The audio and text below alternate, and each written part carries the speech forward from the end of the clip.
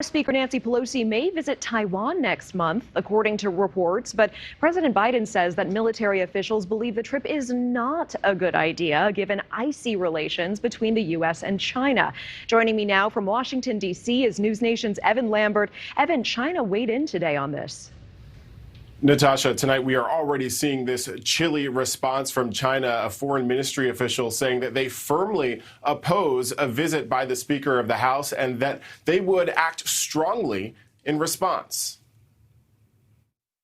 I don't ever discuss my travel plans. It's a security issue. House Speaker Nancy Pelosi largely shrugging off concerns about a rumored visit to Taiwan in August. She would be the first speaker to visit the island since 1997. Just hours before, President Biden told reporters late Wednesday, stepping off Air Force One, that the military would not support such a visit. Well, I think that the military thinks it's not a good idea right now, but I don't know what the status of it is.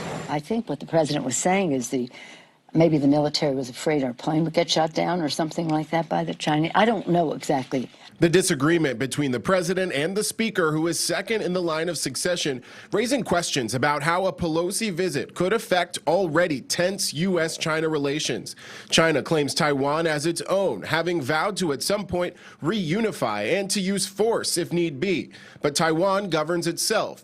The U.S. had a long-held policy of keeping its options open when it comes to its stance on the independence of Taiwan. But President Biden made an off-the-cuff remark in Tokyo in May, saying the U.S. would defend the island from a Chinese invasion.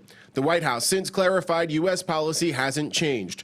But tensions have escalated in recent weeks when the destroyer USS Benfold has sailed in disputed waters in what the Navy calls freedom of navigation operations. In one instance, it sailed near the Paracel Islands, angering China, which called the U.S. a, quote, maker of security risks.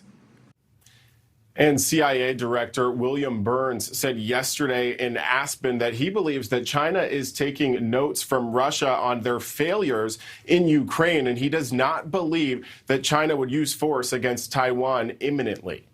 Natasha. All right. Evan Lambert, thank you so much. Thank you for watching. Go to newsnationnow.com to find NewsNation on your television provider. And don't forget to click the red subscribe button below to get more of NewsNation's fact-driven, unbiased coverage.